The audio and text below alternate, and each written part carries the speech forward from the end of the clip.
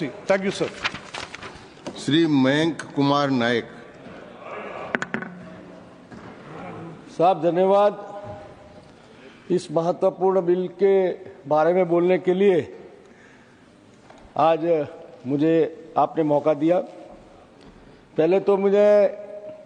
कांग्रेस के मित्रों को खूब खूब धन्यवाद देना चाहता हूं कि जिन्होंने आज अन्य परिवारों के नाम लेने के बजाय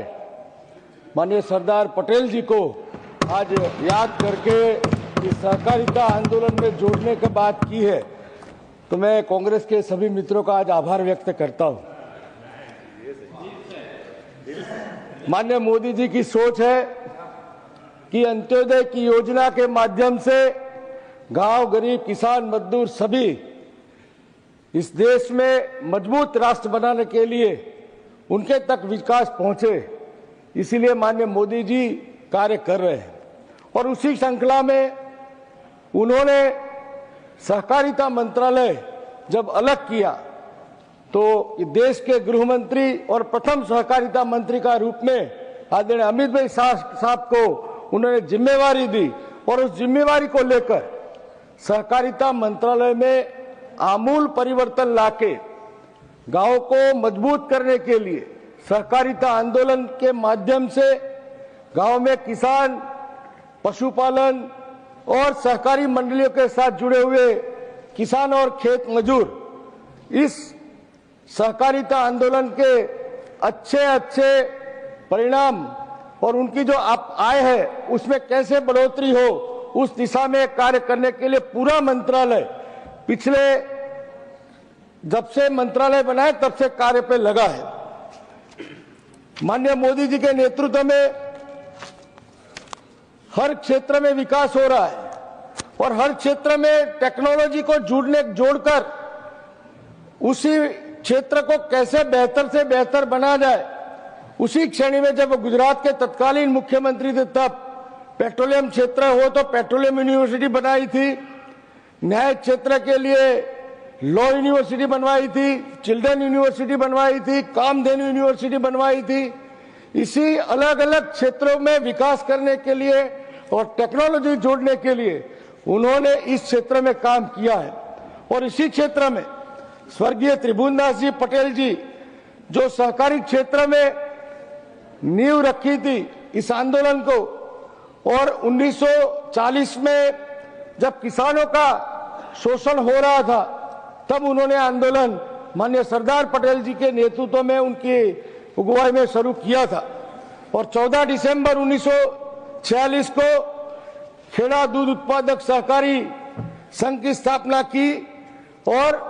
उसी की प्रोडक्ट अमूल की जो ब्रांड है वो न केवल भारत मगर विश्व के बाजारों में भारत के किसान की बात और किसान की प्रोडक्ट सभी जगह पहुंच गई है। 1973 में अमूल की जब 25वीं सालगिरह मनाई गई तब दुनिया देश की सबसे बड़ी सहकारी डेयरी हो चुकी थी। अमूल जो 250 लीटर दूध से शुरुआत हुई थी सहकारी डेयरी आज गुजरात में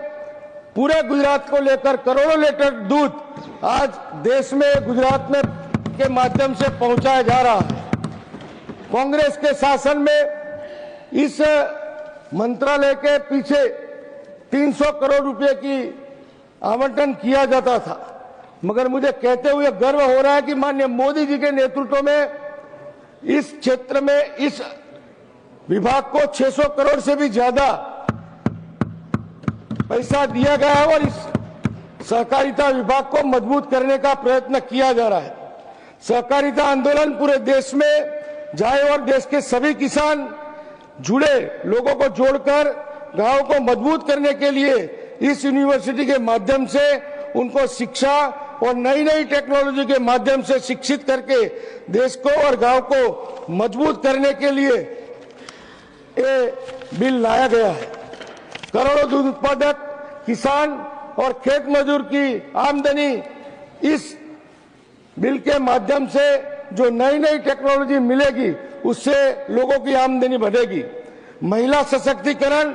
और उसके लिए सहकारिता मॉडल ये पूरे विश्व में और पूरे भारत में नंबर 1 है। गुजरात में सहकारिता आंदोलन के माध्यम से सेवा सहकारी मंडली के द्वारा किसानों को 2 लाख रुपया और अभी हमारी सरकार ने 5 लाख रुपया किया है, वो 0% ब्याज पे किसानों को दिया जाता है। ये पूरे भारत में एक ऐसा हमारा स्टेट है कि पूरे किसानों को 5 लाख रुपए का ऋण 0% पे सूद पे दिया जाता है। करोड़ों किसान इस योजना के माध्यम से अपनी खेती और खेत पैदाश पैदा करते हैं और खेती की उपज के लिए एमएसपी पर जो किसान की बिक्री खरीदी की जाती है वो भी ये सहकारी मॉडल के माध्यम से की जाती है और उसकी उपज को खरीदने के लिए भी सहकारी संस्थाओं को भी ये दायित्व दिया जाता है। इतना बड़ा नेटवर्क है कि उसे आधुनिक बनाना, टेक्नोलॉजी के साथ सर्च करना और दुनिया के मार्केट में अपनी किसान की प्रोडक्ट वैल्यू एडेड करके हो जाए, वो सब ये बिल के माध्यम से टेक्नोक्रेट होके देश और दुनिया के सामने रखा जाएगा। अभी किसान कॉन्ट्रैक्ट फार्मिंग के माध्यम से नई नई प्रोडक्ट बनाता है और कॉन्ट्रैक्ट फार्मिंग के माध्यम से किसान का मुनाफा और उसकी लागत वो पहले से ही तय हो जाती है। इसी मॉडल में, इस मॉडल के कारण किसान ज्यादा से ज्यादा उपज पैदा कर सके, नई नई टेक्नोलॉजी, नए नए आयामों को छू सके। इसीलिए एक जो यूनिवर्सिटी के माध्यम से नए नए टेक्नोक्रेट इस फील्ड में आएंगे और पूरे देश में और देश की प्रोडक्ट को दुनिया के मार्केट में दिखाएंगे। सहकारी प्रवृत्ति के माध्यम से दूध और दूध की प्रोडक्ट की तो बात हुई, मगर जो पशु है उसका गोबर को भी इकट्ठा करके उसकी बैंक बना के हमारे वहां एक मॉडल हुआ है कि गोबर गैस के माध्यम से सीएनजी प्रोडक्ट करना और सीएनजी का पेट्रोल पंप बना के 4 व्हीलर 2 व्हीलर सब में डाल के हमारे बनासकांठा में भी शुरू हुआ है। तो सहकारी संस्था के माध्यम से इस गोबर का भी, जो किसान और किसान के गाय भैंस का जो गोबर है उनसे भी उनको आय मिल सके, इस तरह का मॉडल गुजरात में स्थापित किया है। अभी ये मॉडल के माध्यम से आधुनिक खेती हो, स्प्रिंकलर से माध्यम से किसान खेती करे जिससे पानी की बचत हो सके, नए नए प्रयोग करके सरकारी बैंक और डेयरी जैसी संस्थाओं किसानों की इनकम बढ़े, इसीलिए कार्य कर रही है। ये हमारी सामाजिक जिम्मेदारी है और सामाजिक जिम्मेदारी निभाते हुए हमारे वहां गुजरात में सहकारी संस्थाओं के द्वारा भी मेडिकल कॉलेज चलानी हो, स्कूल चलानी हो, कॉलेज चलानी हो या सैनिक स्कूल जैसा मॉडल भी सहकारी संस्थाओं के माध्यम से चल रहा है। तो इस बिल को जिस तरह से माननीय मोदी साहब ने पेश किया है और माननीय सहकारिता मंत्री आदरणीय अमित भाई शाह साहब ने पेश किया है, ये बिल के माध्यम से आत्मनिर्भर भारत बनाने का जो सपना है, सबका साथ, सबका विकास, सबका विश्वास और सबका प्रयास, इस सूत्र को चरितार्थ करने के लिए माननीय मोदी जी का जो प्रयास है और ये बिल लाया जा रहा है उसको भारत की जनता के सामने रखा जाए, संसद के माध्यम से जो रखा है उसका मैं भरपूर समर्थन करता हूं। और मेरी गुजारिश है कि ये बिल भारत के जो किसान है और किसान के द्वारा जो पशुपालक है और पशुपालक के सिवा भी जितनी भी कोऑपरेटिव बैंक से शुगर फैक्ट्री है उनमें मजबूती आएगी और आने वाले दिन में जो माननीय मोदी जी ने जो सपना देखा है कि 2047 में भारत को विश्व गुरु बनाने का जो सपना देखा है उसको पूरा करने के लिए ये बिल एक महत्व का बिल होगा। इसी बात के साथ मैं बिल का भरपूर समर्थन करता हूं। धन्यवाद। धन्यवाद नायक साहब।